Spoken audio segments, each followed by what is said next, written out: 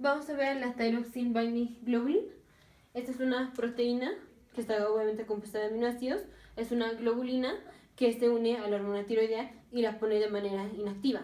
Recordemos que la hormona tiroidea es la T3 y la T4, T3 y la T4, y es secretada a la sangre, digamos, este es un vaso capilar, y vamos a tener que la cantidad total de T3 y de T4, la cantidad total, está compuesta por la fracción libre y la fracción que está unida a la thyroxine binding globulin, a la globulina que se une a la tiroxina, que se une a la T4 o a la T3.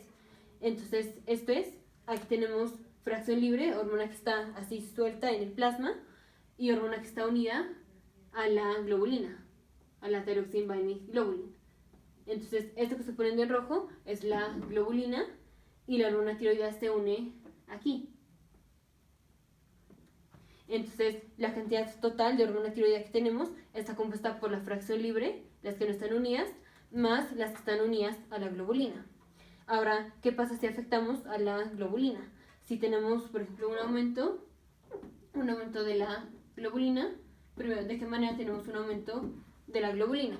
Esto es cualquier condición que nos dé un aumento de estrógenos. ¿Y de qué manera tenemos aumento de estrógenos? Esto es, por ejemplo, si tenemos una paciente que está tomando anticonceptivos orales combinados o una paciente que esté embarazada. En cualquiera de estos dos casos hay un aumento de estrógenos, y los estrógenos promueven la producción de la globulina.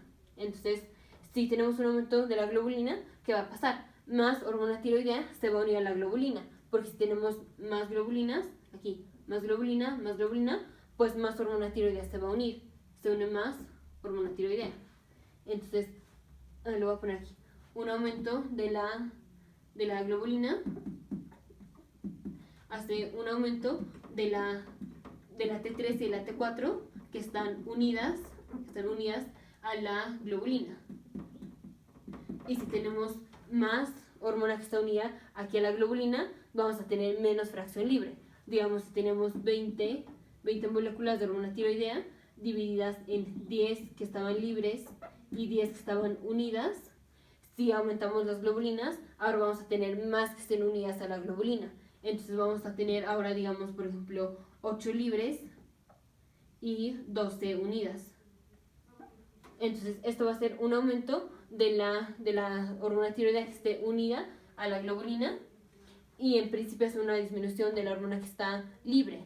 Pero como ya lo puse de manera extensa en otro video, el hipotálamo compensa en respuesta a una disminución de la fracción libre de T3 y T4. El hipotálamo compensa produciendo la hormona estimulante de la tirotropina, la hormona liberadora de la tirotropina.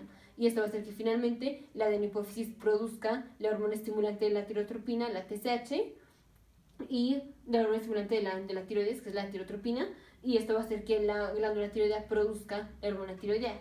Entonces, si el hipotálamo produce más hormona estimulante de la hormona liberadora de la tirotropina, esta llega a la adenohipófisis, la adenohipófisis la recibe y produce la tirotropina o la TSH.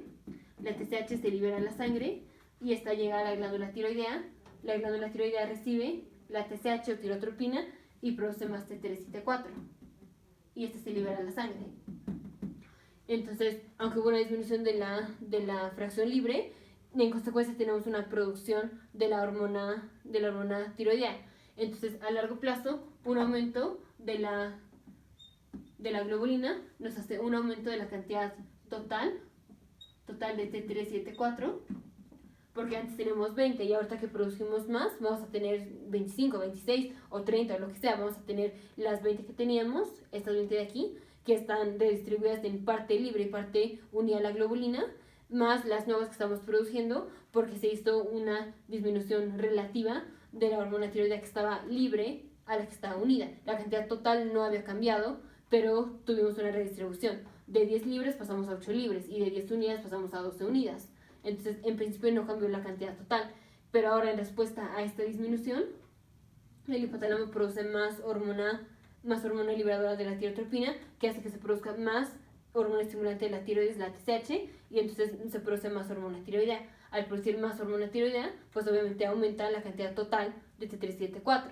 Y al aumentar la cantidad total de T3 y T4, esto va a ser, bueno, aumenta la T3 y la T4 y también aumenta la cantidad que está unida a la globulina. Pero la fracción libre no va a cambiar. La fracción libre no cambia.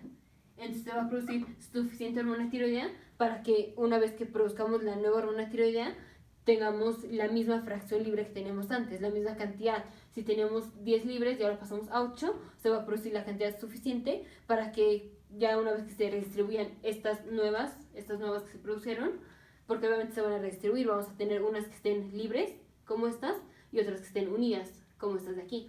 Entonces, ya una vez que se dé esta redistribución, se va a producir la cantidad suficiente de hormona tiroidea para que cuando se redistribuyan en unas libres y otras unidas, las libres en suma hagan las mismas que teníamos antes. O sea, en suma estas que van a estar divididas en unas libres y otras unidas, en suma estas con las 8 libres que teníamos aquí, nos tienen que dar las 10 que teníamos antes.